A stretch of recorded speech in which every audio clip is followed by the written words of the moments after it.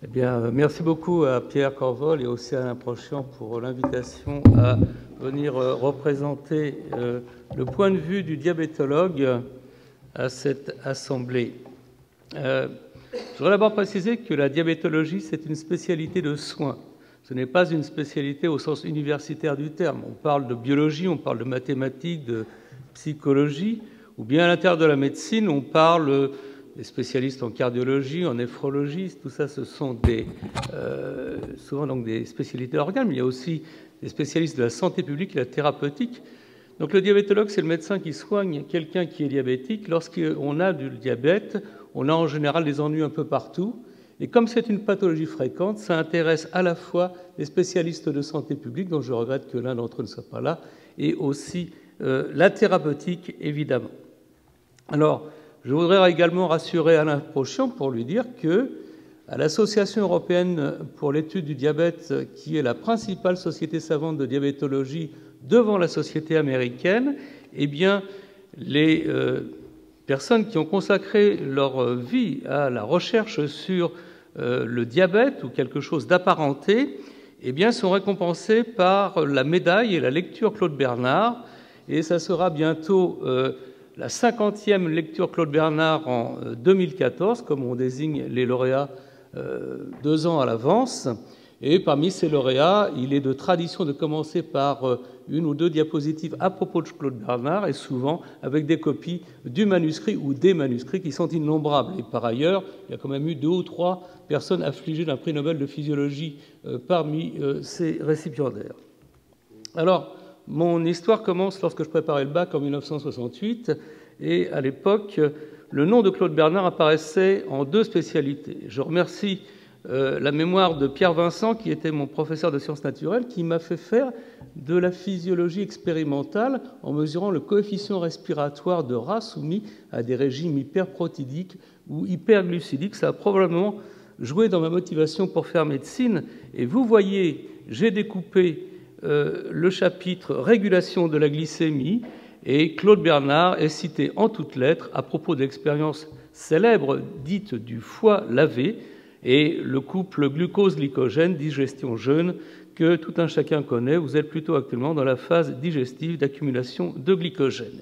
Il y a marqué ailleurs une allusion à la piqûre du 4e ventricule du lapin, sur laquelle je reviendrai tout à l'heure.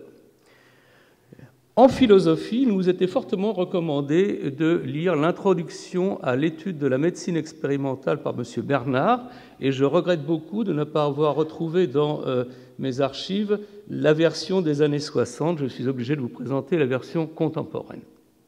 Donc, le plan de mon exposé sera tout d'abord de voir avec vous la contribution de Claude Bernard au développement de la connaissance et du soin du diabète sucré, et après de faire une brève allusion à la recherche scientifique en diabétologie et la pensée bernardienne, passée d'une approche déterministe absolue à une approche probabiliste. Je me suis appuyé sur quelques lectures. La thèse de sciences naturelles de M. Claude Bernard en 1853 à la Faculté des sciences de Paris, et puis un livre qu'il a publié en 1877, c'est-à-dire 1 an avant sa mort, « Leçons sur le diabète et la glycogénèse animale ». Alors l'ennui, c'est qu'il faut bien se souvenir de ce que c'est que le diabète. Je suis obligé de vous faire un rappel bref, essentiellement pour les littéraires. C'est une maladie, et ça c'est une maladie, ce n'est pas simplement un facteur de risque comme les gens qui s'occupent d'hypertension artérielle, c'est une maladie dont la définition repose sur l'analyse d'une variable à distribution continue. Et se pose donc une question générale qui est celle de la question des seuils, ce qui distingue une valeur anormale, c'est-à-dire en dehors de la distribution gaussienne sur le côté gauche ou sur le côté droit, d'une valeur dangereuse. Et puis, l'intérêt d'une valeur pour le pronostic est donc différence entre une relation d'association et une relation de cause à effet. Eh bien, vous prenez une douzaine de diabétologues internationaux, vous les réunissez dans un hôtel confortable au bord du lac Léman pendant quelques jours, et ils vont sortir avec la définition du diabète sucré que vous voyez. C'est un état d'hyperglycémie chronique plus ou moins important, souvent permanent, dont les causes sont diverses. Vous voyez que les interrogations de Claude Bernard que je vais vous montrer persistent. Aujourd'hui, la définition du diabète repose non pas sur la normalité, vous allez voir après, mais sur un risque. Et le risque, c'est d'avoir des ennuis dans les capillaires. la microcirculation, l'extrémité de la circulation sanguine, ce sont les capillaires. Là où on les voit le mieux, ce sont sur la rétine, il suffit de regarder. Et, ma foi, il a été démontré, je vais vous le prouver dans une diapositive, qu'il y a une relation de cause à effet entre le degré d'hyperglycémie et les ennuis microvasculaires, en particulier dans la rétine. Et vous voyez ici, vous ne voyez pas, mais vous me faites confiance, qu'à partir du risque relatif en fonction du niveau d'hyperglycémie défini par l'observation prospective de populations sélectionnées, on a fixé la barre à 1,26 g par litre. Et la relation de cause à effet, on va aller très vite, c'est une démarche déterministe à la Claude Bernard, c'est que si vous prenez un groupe d'individus, vous les mettez dans un essai thérapeutique et que vous tirez au sort ceux qui vont avoir un traitement intensifié de la glycémie contre ceux qui auront un traitement dit standard, là c'était les diabétiques insulinodépendants américains des années 80, qui sont toujours suivis d'ailleurs, eh bien une réduction du risque relatif de faire une rétinopathie qui est de l'ordre de 70%, c'est-à-dire une amplitude d'intervention qu'on rencontre rarement en médecine. Simplement, malheureusement pour eux, les diabétiques meurent souvent d'autres choses, en particulier du cœur, de l'attaque cérébrale. Stroke, mortalité, c'est l'attaque cérébrale. Coronary heart disease, c'est le cœur. Et vous voyez que lorsqu'on suit de façon prospective une population captive, des fonctionnaires du ministère de l'Intérieur britannique, Whitehall, c'est le bâtiment où ils sont enfermés, enfin, il suffit d'être fonctionnaire pour comprendre ce que je veux dire, eh bien, le risque relatif des diabétiques avérés est ici. Mais le risque relatif commence à s'écarter à partir de la fin de la distribution de la glycémie au-delà du 95e percentile. Pof, pof. Donc, évidemment, à partir de là, il n'y a pas que les fonctionnaires britanniques, il y a aussi les policiers parisiens et d'autres populations qui ont été étudiées un peu partout dans le monde. Une méta-analyse a été faite et de fait, il y a une association statistique forte entre glycémie, que ce soit à jeun ou après le repas, et risque cardiovasculaire qui démarre bien avant les seuils qui définissent le diabète, 1,26 g, vous voyez, ça a déjà démarré largement. Et on présente aux étudiants ce genre de schéma, le seuil de hyperglycémie pour lequel le risque de maladie microvasculaire débute bien après le seuil de risque cardiovasculaire. Alors, il s'agit d'une relation d'association ou d'une relation de cause à effet? L'une des bibles des diabétologues, c'est un essai tiré au sort qui s'est déroulé au Royaume-Uni, qui s'appelle UKPDS, United Kingdom Prospective Diabetes Study.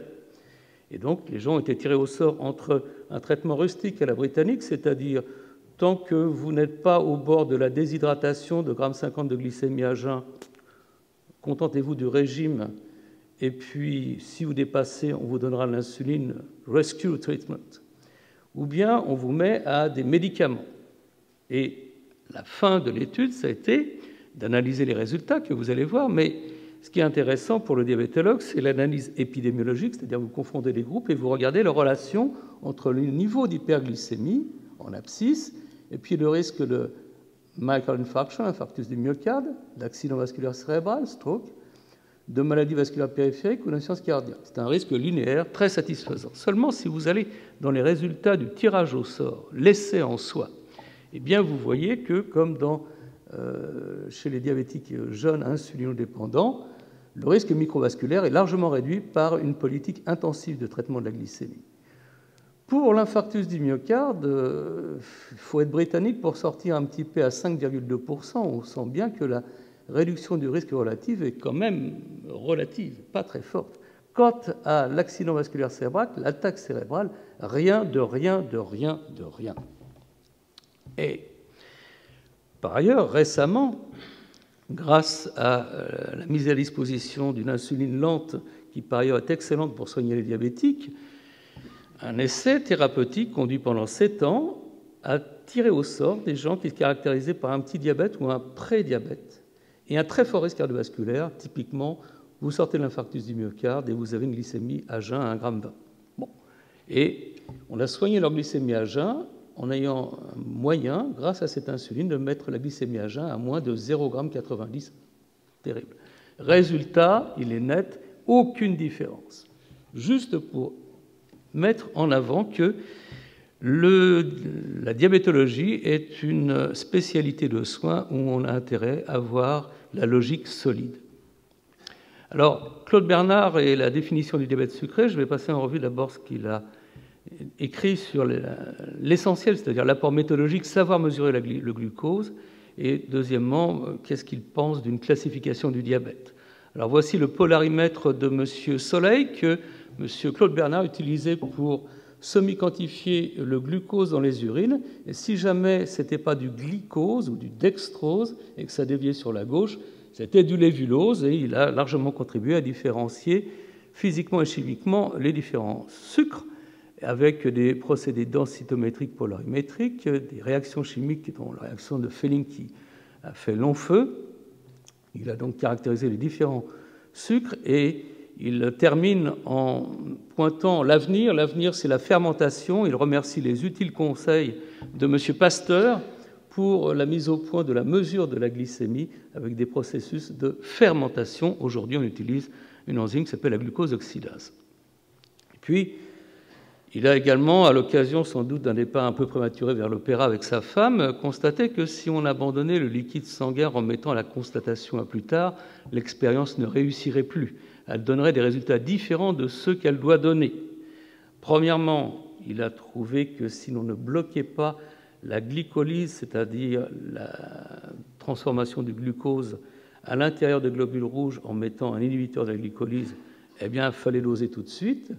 Et deuxièmement, il a mis le doigt sur une histoire méthodologique qui traînait depuis des dizaines d'années, puisque à l'époque, on considérait qu'il n'y avait pas de glucose dans le sang.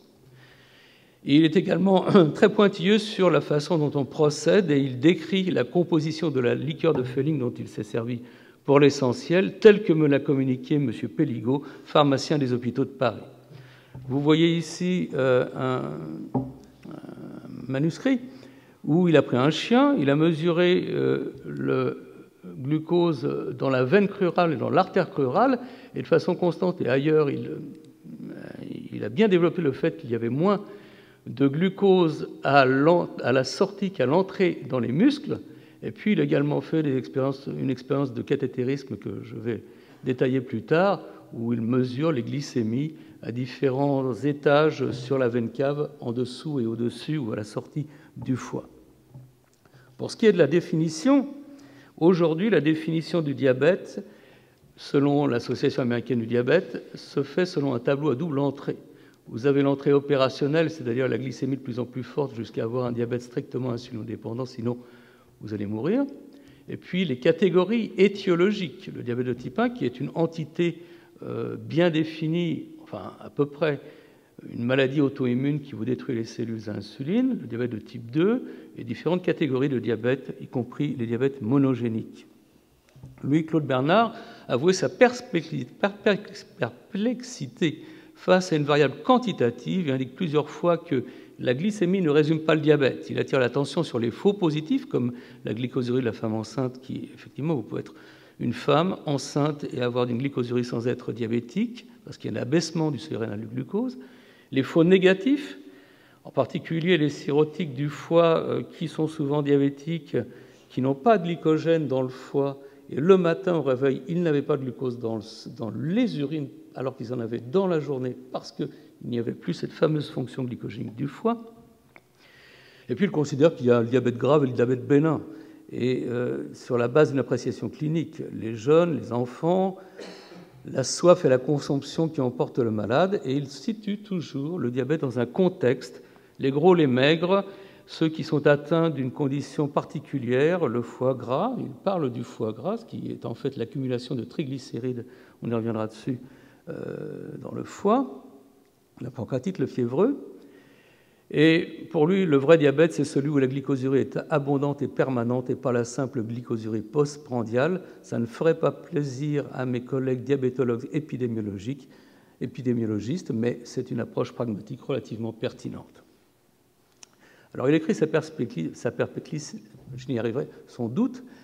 Il analyse la question selon une démarche déterministe qui est fondée d'une part sur l'analyse de la littérature. Quand il croit ce qui est écrit, il ne recommence pas. l'examen critique des données et de nouvelles expériences. Et il conclura en indiquant son insuffisance probablement de résultats et les voies explorées. Tout d'abord, elle remarque qu'il n'y a pas d'anomalie anatomique, y compris microscopique, d'un organe qui soit pathognomonique du diabète sucré, et ça reste à peu près vrai 150 ans après. Il remarque une observation d'Apollinaire Bouchardat d'une anomalie du pancréas chez un cirrhotique qu'il qualifie d'intéressante, mais il passe. Et il envisage le diabète comme une pathologie fonctionnelle. Et donc, il s'intéresse à la physiopathologie. Il décrit que le diabète, c'est quelque chose qu'on doit examiner pour ses causes comme un déséquilibre entre les entrées et les sorties du glucose dans le sang, équilibre dynamique, constance du milieu intérieur, vous a été présenté par Pierre Corvol à l'instant. Il examinera successivement, soit dans la littérature, soit par ses expériences, s'il y a un excès d'apport ou une insuffisance de sortie. Et donc, je refais sur les excès d'apport. Et pourquoi il y a un excès d'apport? Soit parce qu'on mange trop. Eh bien, Claude Bernard est assez indulgent par rapport aux gens qui ont une alimentation libérale. Il considère que finalement, c'est probablement quelque chose d'important, mais que ce n'est pas absolument la cause du diabète. Il a parfaitement raison. Si vous prenez 100 personnes qui font 100 kg par mètre 60, vous aurez 30 à 40% de diabétiques, mais les autres ne sont pas diabétiques. Il examine si la digestion est excessive, et sur cette diapositive, vous voyez un cathétérisme du pancréas, enfin des voies pancréatiques exocrines dans son fameux cahier rouge. Eh bien, il examine si le suc pancréatique est trop abondant et s'il est trop actif par rapport à celui d'un non-diabétique. Ce sont des chiens quand même, bien sûr. Et puis, il examine l'absorption intestinale. L'absorption intestinale et la digestion, ce sont deux phénomènes différents. Est-ce que l'absorption est excessive? Ça a été revérifié il y a une vingtaine d'années par un homme qui s'appelle John Gehrig. Eh bien, avec des marqueurs isotopiques, il n'y a pas d'absorption excessive du glucose dans l'intestin des diabétiques.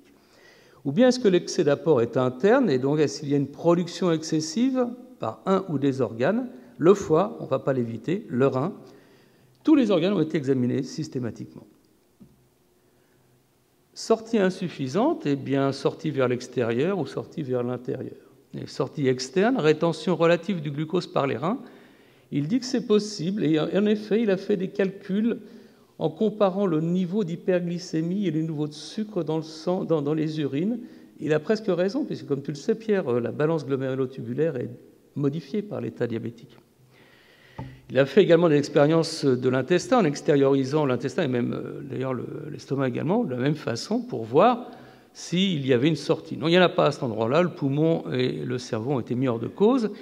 Interne, et les muscles, eh bien, les muscles auraient-ils du mal à engranger le glucose? C'est effectivement l'insulinorésistance périphérique qui est une des caractéristiques du diabète. Et les muscles consomment le glucose peut y être engrangé un peu sous forme de glycogène, y être brûlé, il en ressort de l'acide lactique, mais ils ne peuvent fabriquer de glucose in situ. Et grâce à des expériences où il a mesuré tous les composants à l'entrée et à la sortie. C'est une préscience du cycle des Cori, qui ont publié ça en 1950-51, je ne sais plus.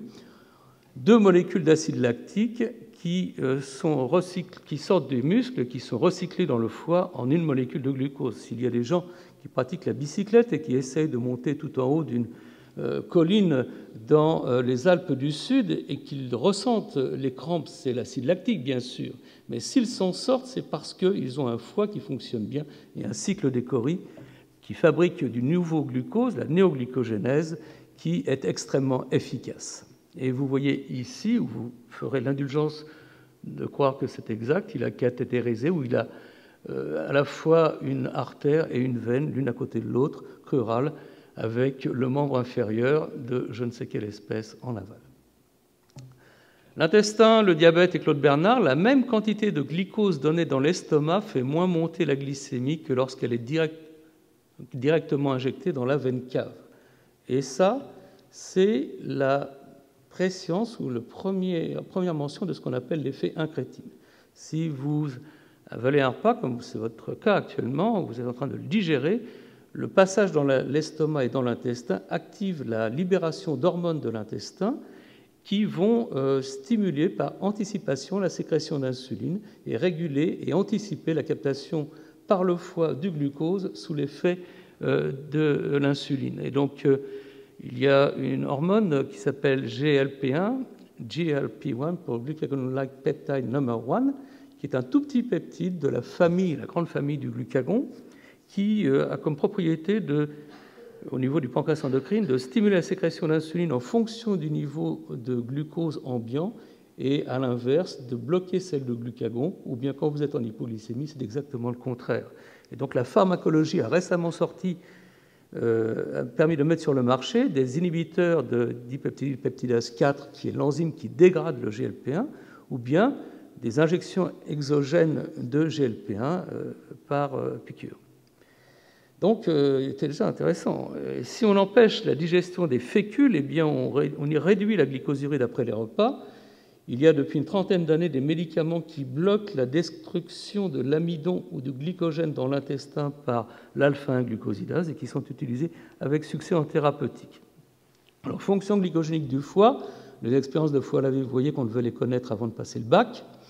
Il a eu l'apport méthodologique est très important, très intéressant parce qu'il a fait ses études chez le chien, mais aussi dans différentes espèces animales. Il l'a fait dans différentes conditions, en mettant les animaux à jeun ou après un repas soumis à des régimes alimentaires différents, des régimes riches en fécules qui donnent des urines troubles, des chiens, hein, je lu dans le texte, des urines troubles et alcalines comme les ruminants, ou bien riches en viande, urines claires et acides. Et il retrouve toujours les mêmes constatations. Vous lavez le foie, vous le mettez à jeun. Et je reviens sur cette page où vous voyez qu'il a introduit un fin tuyau de caoutchouc de dernier cri dans la veine jugulaire. Ça s'appelle maintenant un cathéter. Il l'a descendu jusqu'en bas de la veine cave. Il a remonté progressivement et il a dosé la glycémie avant, juste à l'abouchement de la veine sus-hépatique et juste après. À mon avis, c'est un type d'expérience que nous, les gens qui font de l'investigation clinique dans le domaine du métabolisme intermédiaire ont fait ou font, qui est extrêmement pertinent, beaucoup plus moderne à mon avis que les histoires de foie lavé. Alors aujourd'hui, dans le contexte actuel, il faut d'abord rendre hommage. Toutes les investigations du métabolisme intermédiaire reposent sur les attendus définis par Claude Bernard et tout a été vérifié de A à Z, et du moins ce sur quoi il s'accrochait, il avait parfaitement raison. Le médicament antidiabétique oral de première intention le plus utilisé dans le monde s'appelle metformine, glucophage de son nom de commerce. C'est d'ailleurs un produit qui était mis au point par un pharmacien français vivant à l'époque au Maroc, dans les années 40-50. Et son mode d'action principal, c'est de réduire la production hépatique de glucose par le foie, qui est exagérée dès les premières phases du diabète. Mais la recherche médicamenteuse sur le diabète est en grande partie consacrée à la production hépatique de glucose excessive dans les diabètes sucrés, avec les thiazolidinediones, qui sont des médicaments qui ont disparu récemment du marché, du moins en France. Les activateurs de la glucokinase. La glucokinase, c'est l'enzyme qui permet de rendre le glucose disponible pour le métabolisme en le phosphorylant en 6, G6P, et puis des médicaments rétinomimétiques dont je vous ai déjà parlé. Alors, sa grande idée, c'est le contrôle nerveux de la glycémie. C'est un élève de Magendie, donc quand même. Donc, le sympathique et le vague s'opposent. Ils transmettent des messages d'origine cérébrale au foie, et c'est le coupable principal, le foie. Et effectivement, anatomiquement, ça a été retrouvé, et tout ceci a été vérifié. Donc, il piquait le plancher du 4e ventricule, et il définit ce modèle de diabète comme un modèle de diabète artificiel et transitoire. Et dans les quelques pages que je vais vous montrer, vous pourrez me croire, il prend en compte l'effet de la procédure opératoire. Donc il y a marqué en haut « diabète artificiel ». Et vous voyez un lapin de face avec les oreilles dressées pour une autre manipulation, mais il vous décrit comment il faut prendre le lapin. D'abord, vous lui rabattez l'oreille gauche, ensuite vous le palpez derrière l'opercule occipital et vous piquez à peu près sur la ligne médiane et légèrement incliné. Et vous avez des résultats qui sont variables. Et il fait une corrélation anatomoclinique entre l'endroit où il a piqué et l'importance de la glycosurie qu'il a obtenue ou qu'il n'a pas obtenue, ce qui lui permet de déterminer à peu près les centres incriminés. Et lorsque des lapins survivent, car cela est arrivé, eh bien, ils constatent que c'est un effet transitoire. Si le lapin se remet, eh bien, la glycosurie disparaît. Alors, voilà. Alors, que reste-t-il aujourd'hui des expériences et hypothèses de Claude Bernard concernant le contrôle nerveux de la glycémie? Eh bien, tout d'abord, elles ont été vérifiées, elles ont été répétées, y compris, je crois, dans ces murs, avec des gens qui ont localisé dans les noyaux supraoptiques et paraventriculaires les centres de contrôle à la fois de l'insulinosécrétion du glucagon, la sécrétion du glucagon également, mais aussi les centres de l'appétit et de la satiété, c'est quand même important. Quelques applications cliniques anecdotiques, comme par exemple l'hyperglycémie après un traumatisme cérébral ou une infection ménagée, sans parler de ma consultation où on me dit toujours « c'est le stress, docteur, c'est pour ça que ma glycémie monte ». En tout cas, ils sont bien obligés, enfin je suis obligé de leur répondre qu'effectivement, il y a un substratum, mais qui n'a pas été démontré. Il a insisté sur le caractère expérimental et transitoire, la question du comportement alimentaire, le contrôle nerveux du comportement alimentaire est toujours au centre de cette histoire, et donc il a été le précurseur. Il y a des récepteurs intracérébraux aux hormones. On dirait que la nature a prévu des récepteurs intracérébraux aux médicaments qui allaient être développés. Donc, les amphétamines, je ne ferai pas d'allusion. Les dopaminergiques, la bromocriptine, qui est un médicament classiquement utilisé pour traiter les tumeurs hypophysaires à prolactine, est reconnue comme antidiabétique aux États-Unis, pas en Europe.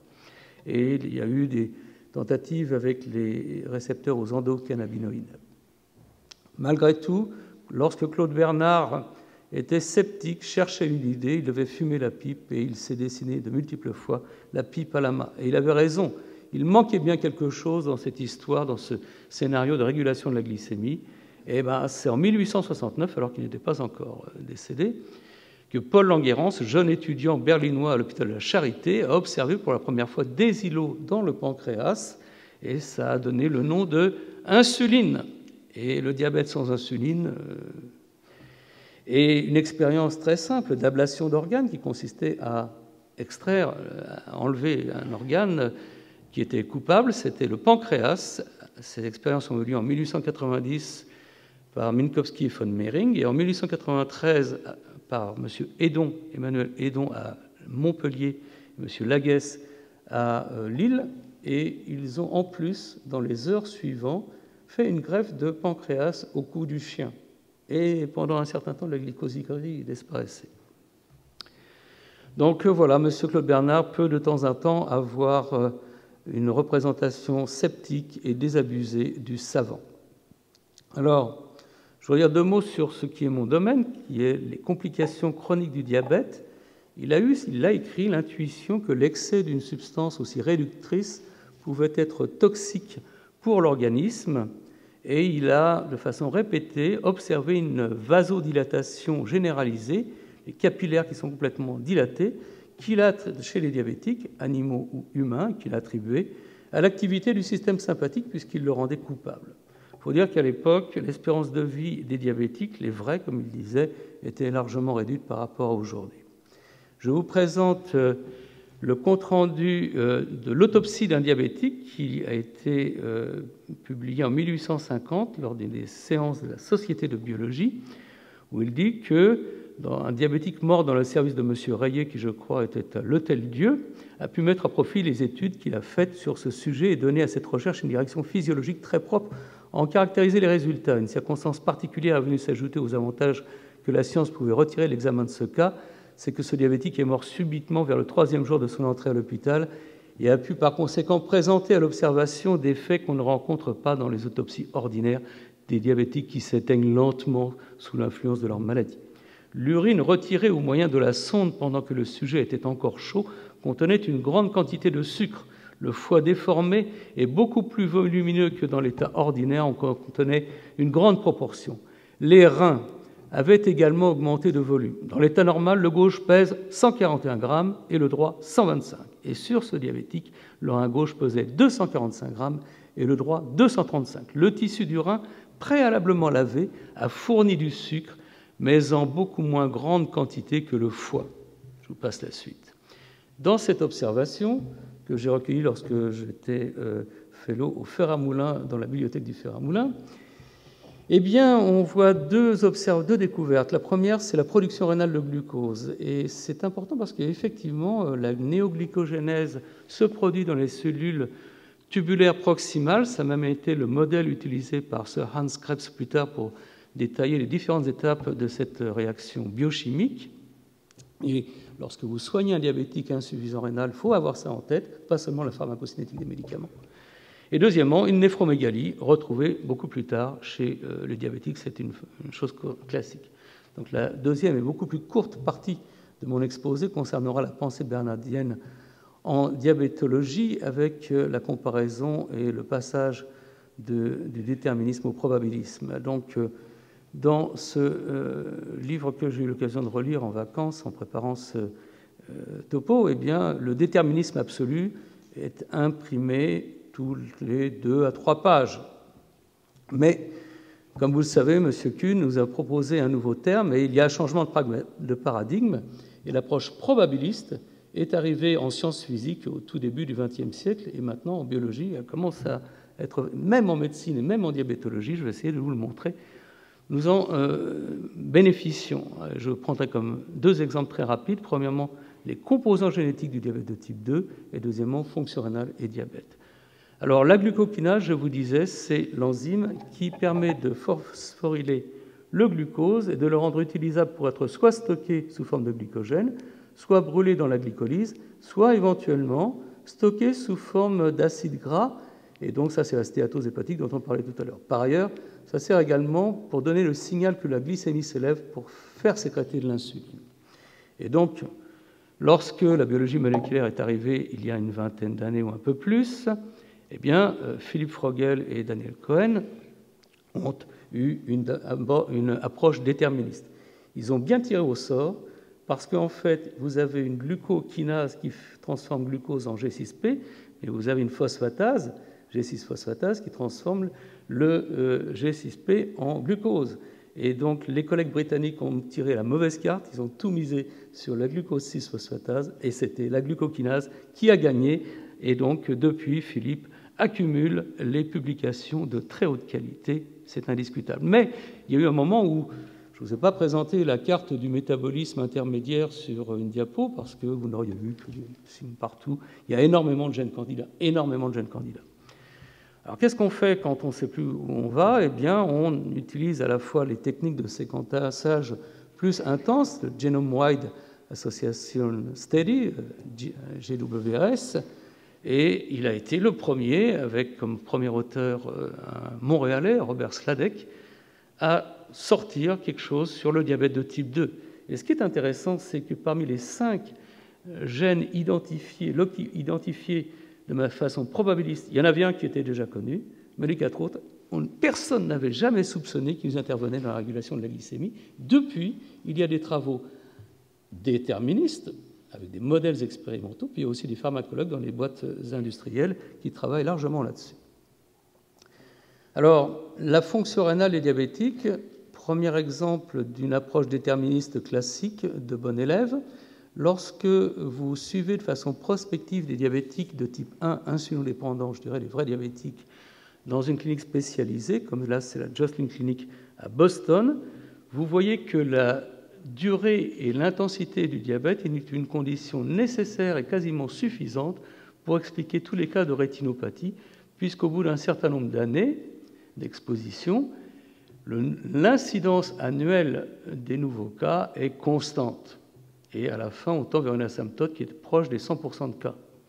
Au contraire, pour la néphropathie, la maladie glomérulaire due au diabète, il faut attendre un petit peu, puis après, vous avez un pic d'incidence. Mais si vous franchissez les 20-25 ans de diabète, eh bien, il n'y a pratiquement plus de cas. Et l'asymptote maximale tournait, dans ces cas historiques, à 50%. Alors, j'ai été initié, il y a plus d'une trentaine d'années, à la connaissance approfondie du système rénine-angiotensine à gauche, et puis du système antagoniste. Celui-ci provoque une vasoconstriction, le système vasodilatateur de la callicréine. Et c'est extrêmement important, la régulation de la circulation, en particulier la circulation rénale, avec l'enzyme de conversion qui est juste au milieu. Et Pierre avait emmené toute son équipe dans une recherche sur la génétique de l'hypertension. Ils ont trouvé que dans la population générale, il y a un polymorphisme d'insertion-délétion relativement fréquent, enfin avec une fréquence allélique relativement importante, qui fait que les gens, à peu près 20% de la population blanche, caucasienne, disons, pour être poli, sont homozygotes pour l'insertion et ont des taux régulièrement bas d'enzymes de conversion dans le sang et dans les cellules. Comme je connaissais François-Alain Gélas, eh bien, nous sommes partis dans l'aventure et j'ai collecté de façon prospective, en faisant bien attention à les apparier, des cas de diabète insulino-dépendant avec néphropathie et des cas sans néphropathie. Et dans ce jeu à 6 cases, vous voyez bien qu'il manque un nombre. Ici, on a 4 au lieu de 15 en face. Et donc le Ki2 est passé et nous avons suivi une démarche classique en essayant de montrer que l'association dépassait le simple cause à effet, puisque nous avons fait des études de suivi prospectif. Nos concurrents ont essayé de faire des méta-analyses, mais manque de chance, ils ont trouvé la même chose. Et enfin, nous avons fait aussi de l'investigation clinique en étudiant la fonction rénale de diabétiques selon leur type de polymorphisme. Mais c'est la médecine expérimentale qui donne la relation de cause à effet, puisque en manipulant quantitativement le gène de l'enzyme de conversion, ça c'est François et Oliver Smithis, ont permis d'avoir 1, 2, 3 copies du gène, et vous avez une quantité proportionnelle d'expression et de taux circulant, et vous voyez que l'excrétion urinaire d'albumine chez des souris rendues diabétiques par la streptozotocine se développe très vite et très fort quand il y a des taux très forts. Bon, et nous avons même complété par un papier qui montre que la réponse au traitement, les inhibiteurs de l'enzyme de conversion, est d'une certaine façon modulée par ce polymorphisme. Alors, maintenant, le déterminisme peut être relayé par le probabilisme, et je vois que je respecte mon temps. Je vous dirai donc 2 mots pour terminer sur la question de l'empreinte fœtale sur le développement rénal. Alors, la question de savoir si, quand la maman fume, ça va être bon pour la santé du futur adulte, a été largement étudiée sur le plan au moins épidémiologique. L'hyperglycémie n'est pas bonne pour le développement, et le groupe de Mme Martine Pégorier et de Mme Claire Bénichou avait montré que lorsqu'on maintient une hyperglycémie modérée pendant la grossesse d'une rate, eh bien, les conceptus vont, à l'âge adulte, d'une part avoir un tiers de néphron en moins, et d'autre part, ils développent sinon une hypertension sodium sensible, du moins des pressions artérielles plus élevées que leurs congénères. Dans un modèle expérimental classique qui a été manipulé par Étienne Larger dans le laboratoire de Pierre Corvol, il a été montré qu'une élévation modérée du glucose engendre, par des mécanismes que je ne détaillerai pas, réduit l'angiogénèse d'à peu près un tiers. Et puis, sur le plan épidémiologique, les Danois, qui sont des gens qui tiennent des registres, qui sont sérieux et qui suivent leurs diabétiques, ont montré que les produits de grossesse arrivés à l'âge adulte, de grossesse chez les femmes diabétiques de type 1, insulino-dépendants, eh bien, avaient une pression artérielle plus élevée que leurs témoins. Donc, nous nous sommes dit, tentons l'expérience. Mon collègue et ami Jean-François Gauthier, qui travaille à l'hôpital Saint-Louis à Paris, étudiait, lui, l'effet de l'environnement fœtal sur la sécrétion d'insuline. Il a montré de très belles choses sur une réduction de la sécrétion d'insuline dans ce modèle humain qui est les adultes qui ont développé leur vie fœtale chez des mères diabétiques insulino-dépendantes. Eh bien, nous avons testé la circulation rénale de la façon que nous pouvions, c'est-à-dire fonctionnelle plutôt. Vous savez que les comités éthiques refusent que l'on fasse une néphrectomie bilatérale pour compter les néphrons chez les humains. Eh bien, donc vous voyez que lorsque vous perfusez une quantité maximale d'acide aminé, ce qui provoque une dilatation de la circulation rénale maximale, la vasodilatation est 2 fois moindre, à gauche en haut, chez les enfants adultes de mères diabétiques insulino-dépendantes que chez les témoins qui étaient des enfants de pères diabétiques insulino-dépendants, donc le même fond génétique, mais pas le même environnement fœtal. Même chose pour en bas, l'élévation du débit sanguin rénal qui est 2 fois plus réduit chez les enfants de mères diabétiques. Bon, à ce moment-là, on s'est dit, oh là là, il y a de l'épigénétique dans l'air, mais nous ne sommes que des cliniciens, donc nous avions recueilli avec consentement l'ADN leucocytaire et nous sommes allés voir une plateforme société de services à Évry, Intégragène, qui est capable de vous sortir le degré de méthylation de 27 et quelques mille sites CPG qui étaient à l'époque individualisables. Et donc, ils ont travaillé, ils nous ont rendu un résultat. Bon, très bien. Et malheureusement, si nous faisons 27 000 tests de T à parier, puisque un enfant de père est associé à un enfant de mère, bah, ça va donner beaucoup de tests inférieurs à 5%. Donc, il faut aller voir un spécialiste. Et M. Raphaël Porcher nous a beaucoup aidé. C'est même lui qui a sorti les résultats que vous voyez ici. La première chose, c'est qu'il a vérifié que la distribution des tests de T n'avait rien à voir avec le hasard. Enfin, c'est lui qui le croit. Et donc, vous voyez bien qu'effectivement, il y a une distribution qui n'est pas observée, qui est très différente de celle qui est attendue. Et à partir de là, nous avons pu regarder, il a mis le niveau de probabilité pour séparer ceux qui étaient du bruit de fond de ceux qui étaient des vrais résultats assez hauts, et donc il n'y a que 87 sites qui émergent. Il y en a à peu près 10% qui sont des sites hyperméthylés, et les 9 dixièmes qui sont des sites sous-méthylés. Et quand on fait l'analyse, le degré de méthylation globale est largement inférieur chez les enfants de mère aux enfants de père. Et à ce moment-là, on utilise des processus, je ne sais pas comment ça s'appelle, mais des programmes. Il y a des gens qui parlaient de programmes tout à l'heure. Alors, Acumenta, vous allez dessus, vous rentrez et vous analysez la littérature et vous dites, cherchez-moi ce qu'il peut y avoir parmi les 87 sites retrouvés qui pourraient avoir un moindre rapport avec la fonction rénale et tout ça. Et la chose qui sort, c'est qu'il y a un site hypométhylé, qui est d'ailleurs justement le site qui est le moins méthylé, c'est celui de DNA méthyltransférase numéro 1. Par contre, nous qui avions en vieux déterministe dans notre poche une liste de 50 à 100 épigènes candidats, le système rénino-angiotensine, etc., rien de rien de rien. Et vous voyez ici que le degré de méthylation de la DNA méthyltransférase numéro 1 est largement inférieur chez les enfants de mères diabétiques de type 1, qui sont donc adultes maintenant, que chez les enfants de père. Et donc, le DNA méthyltransférase, je suis retombé dans les bouquins entre juste avant et juste après le bac, c'est un enzyme clé pour maintenir le degré de méthylation de l'ensemble des cellules au moment de la division cellulaire.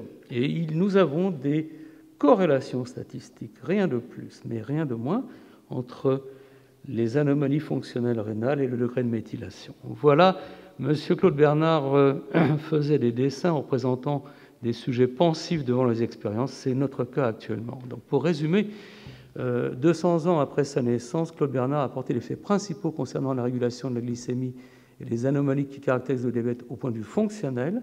Et sa démarche déterministe alimente toujours la recherche dans ce domaine, en sachant que ça commence à prendre le relais avec le probabilisme. Je vous remercie pour votre attention et je remercie ma secrétaire qui m'a beaucoup aidé.